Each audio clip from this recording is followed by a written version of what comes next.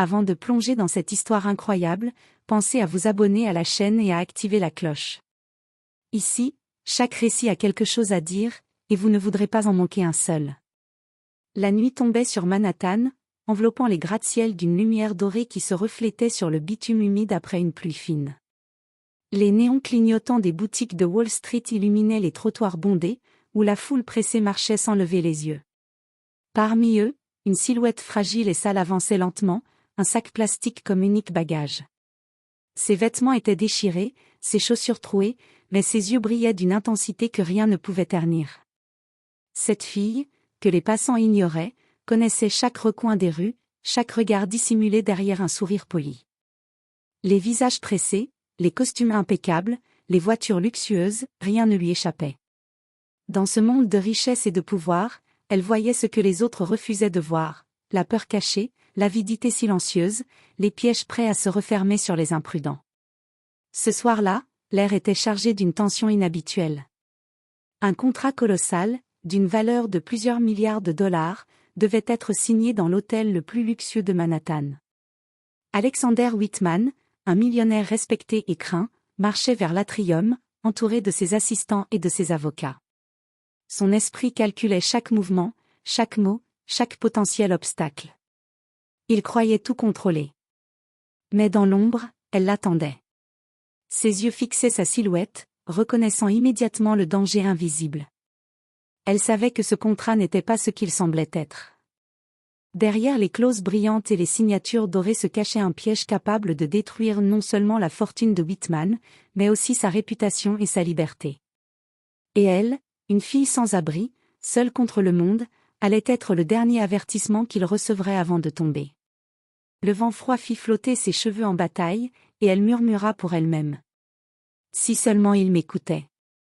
Personne ne la voyait, personne ne l'entendait, sauf le destin qui venait de placer leur chemin sur une collision inévitable.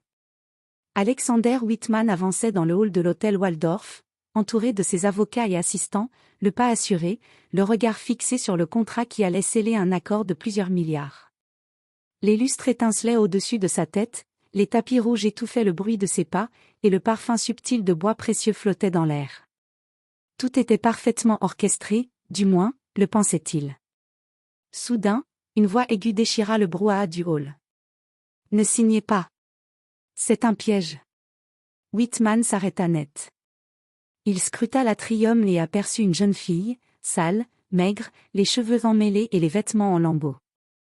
Son visage était marqué par la fatigue et la faim, mais ses yeux brillaient d'une intensité étrange, presque surnaturelle.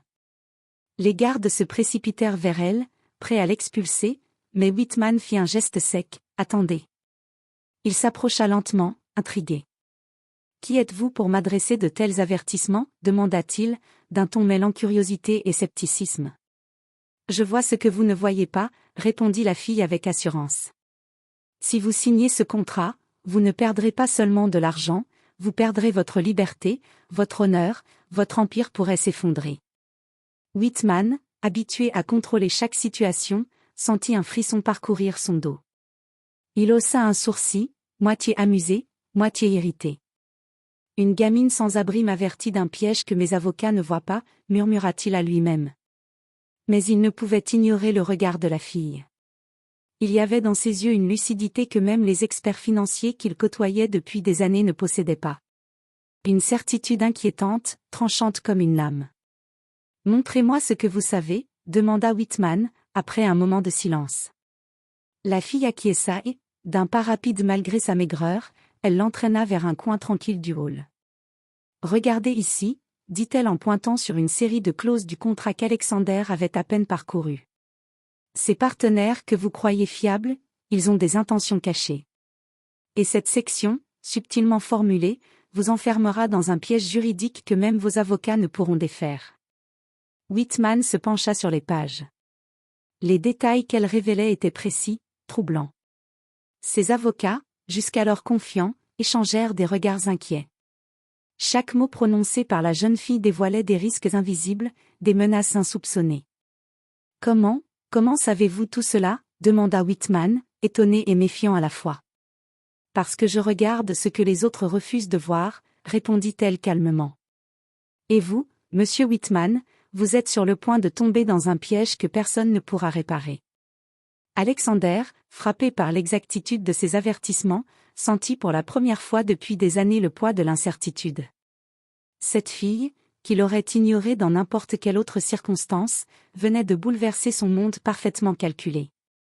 Le destin venait de placer leur chemin sur une collision inévitable, et Whitman allait devoir décider, l'ignorer et signer le contrat, ou écouter celle que tout le monde avait oubliée. Après leur première rencontre, Whitman emmena la jeune fille vers un petit salon privé de l'hôtel, loin de la foule et des regards curieux. Les murs étaient couverts de boiseries sombres et de tableaux représentant des paysages prospères, symboles du pouvoir et de la richesse. Malgré ce décor luxueux, Whitman sentait son esprit pris dans une tension inhabituelle. La fille s'assit sur le sol, croisant ses jambes sales et fatiguées, et sortit un carnet usé qu'elle gardait toujours avec elle. « Regardez ici », dit-elle en lui tendant les pages jaunies. Elle avait tracé des notes et des diagrammes qui révélaient les liens cachés entre les partenaires du contrat. Whitman plissa les yeux. « Vous avez vraiment étudié tout ça ?» demanda-t-il, à mi-chemin entre incrédulité et fascination. « Oui », répondit-elle. « Ces hommes que vous pensez honnêtes, ils ont des agendas secrets. Cette clause de ce contrat, par exemple, vous lie à des obligations légales que personne ne vous a expliquées. Si vous signez, vous ne pourrez plus jamais contester certains investissements, et vous serez financièrement et juridiquement piégé. » L'avocat principal de Whitman, Gregory, intervint, le ton méfiant. « Monsieur Whitman, il est évident que cette fille. » « Taisez-vous », le coupa Whitman. Ses yeux étaient rivés sur le carnet.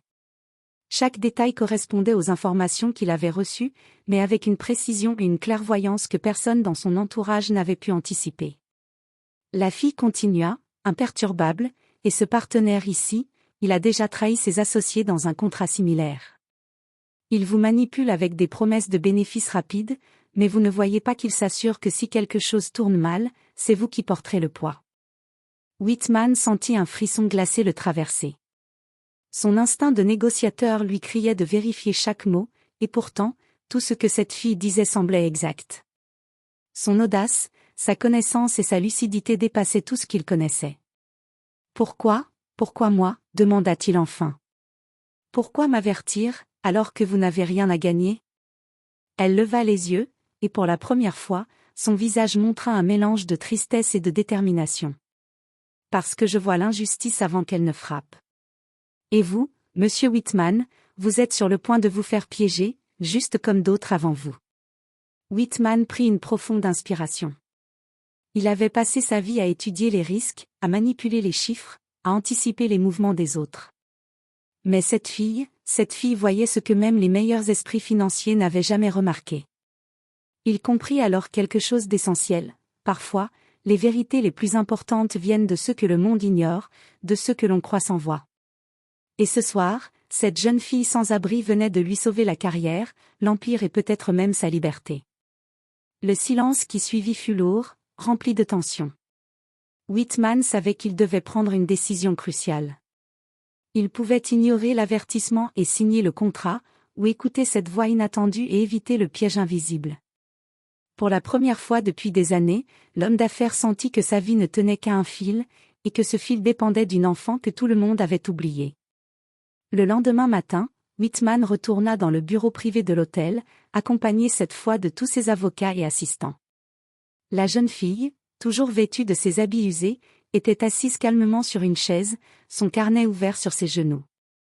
L'atmosphère était étrange, le luxe imposant du salon contrastait avec la simplicité et la détermination de cet enfant que personne ne prenait jamais au sérieux.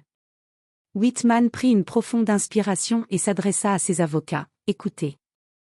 Ce que cette fille nous a montré hier pourrait bien être exact. Je veux que vous vérifiez chaque clause, chaque partenaire, chaque document. » Les avocats échangèrent des regards sceptiques, mais ils commencèrent à examiner le contrat en détail. Rapidement, l'évidence éclata, la fille avait raison sur presque tout. Des clauses invisibles, des obligations cachées, des partenaires qui avaient déjà trahi d'autres investisseurs. Chaque révélation correspondait exactement à ce qu'elle avait prédit. Gregory, l'avocat principal, s'approcha, pâle et déconcerté. « C'est impossible. Tout ce que vous avez dit, c'est exact. Nous avons complètement raté ces détails. La jeune fille haussa les épaules.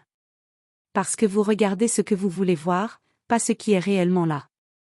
Vous vous fiez aux apparences et aux chiffres. Mais les pièges sont toujours cachés dans les détails que personne ne lit. Whitman, silencieux, tourna les pages du carnet. Chaque annotation, chaque ligne, chaque symbole avait une signification stratégique. Il comprit alors l'ampleur du danger qu'il avait failli ignorer. Sa main trembla légèrement en refermant le contrat. « Qui êtes-vous vraiment » demanda-t-il, sa voix remplie d'un mélange de respect et de curiosité. La fille sourit légèrement, sans arrogance. « Je suis juste quelqu'un que le monde a oublié. Mais je vois les vérités que les autres refusent de voir. Ce que vous avez devant vous n'est pas un contrat normal, c'est un piège conçu pour que vous tombiez dans l'oubli, pour que votre empire s'effondre silencieusement. » Whitman se redressa, un mélange de soulagement et d'admiration traversant son visage. « Vous m'avez sauvé. » murmura-t-il. « Vous m'avez sauvé d'une catastrophe que même mes avocats n'auraient pas pu détecter. » La jeune fille le regarda droit dans les yeux. « Ne vous contentez pas de me croire. Vérifiez, confrontez, réfléchissez. Mais souvenez-vous, parfois, ceux que l'on ignore sont les seuls à voir la vérité. » Les avocats, encore sous le choc, commencèrent à réévaluer toutes les stratégies. Whitman, lui, réalisa que cette enfant n'était pas seulement intelligente, elle possédait une perception stratégique et une clairvoyance que même les élites envient. Et dans ce moment silencieux, rempli de tension et de respect mutuel, Whitman sut qu'il ne pourrait jamais oublier cette rencontre. Il venait de comprendre une vérité essentielle, le pouvoir ne réside pas toujours dans l'argent, le luxe ou les titres, parfois, il réside dans l'œil attentif de ceux que l'on croit invisibles. Le destin venait de placer cette jeune fille sur sa route, et Whitman comprit que son avertissement avait changé le cours de sa vie à jamais. Whitman resta un long moment silencieux, tenant le contrat entre ses mains. La tension qui pesait dans la pièce était presque palpable. Ses avocats attendaient son verdict, les yeux rivés sur lui, tandis que la jeune fille, calme et résolue, observait chaque mouvement. Enfin, Alexander Whitman posa le document sur la table et déclara d'une voix ferme, « Nous n'allons pas signer. » Un murmure parcourut la pièce. Les avocats, encore sous le choc, échangèrent des regards perplexes. « Mais, monsieur Whitman, les investisseurs. » commença Gregory. « Peu importe, » répondit Whitman, le regard fixé sur la jeune fille. « Je ne risquerai pas mon empire, ma réputation et ma liberté pour un contrat piégé. Cette fois, j'ai choisi d'écouter quelqu'un que le monde ignore. » La jeune fille esquissa un sourire léger, presque imperceptible, mais rempli de satisfaction. Elle savait que ce simple acte venait de changer le destin de l'un des hommes les plus puissants de la ville. Whitman se tourna vers elle. « Vous avez sauvé ma carrière, et plus encore. Que voulez-vous en échange ?» Elle secoua la tête, son regard brillant de détermination et d'indépendance. « Rien pour moi. Mais souvenez-vous, toujours regarder derrière le masque. Ceux qui semblent honnêtes ne le sont pas toujours. » Pourtant, Whitman sentit qu'il devait faire quelque chose. Il ne pouvait pas laisser cette jeune fille, si brillante et perspicace, sombrer dans l'oubli et la misère. Il décida alors de l'inviter à rejoindre sa fondation. Une éducation, des ressources, un avenir qu'elle n'aurait jamais imaginé. Les semaines suivantes, la fille commença une transformation lente mais profonde. Des vêtements propres, un accès à des livres et des cours, et surtout la possibilité de développer son intelligence stratégique. Whitman la guida, impressionné par sa rapidité d'apprentissage et sa clairvoyance. Peu à peu, la jeune fille devint bien plus qu'un simple avertisseur. Elle se transforma en conseillère précieuse, capable de détecter les pièges financiers et les intentions cachées que personne d'autre ne pouvait voir. Son passé de sans-abri fut oublié, remplacé par une force et une sagesse qui inspirèrent même les plus puissants de Wall Street. Et un soir, alors que Manhattan scintillait sous les lumières nocturnes, Whitman se tourna vers elle et dit « Vous m'avez sauvé, mais en réalité, vous avez sauvé bien plus que moi. Vous avez rappelé à ce monde que la véritable puissance réside parfois dans ceux que l'on croit invisibles. » Elle sourit, enfin apaisée. Le monde ne l'oublierait plus jamais. Le destin, imprévisible et mystérieux, avait choisi une voie inattendue, la fille que tout le monde ignorait avait changé la vie d'un millionnaire, et en changeant la sienne, elle avait prouvé que même dans l'ombre, certains éclats brillent plus fort que l'or.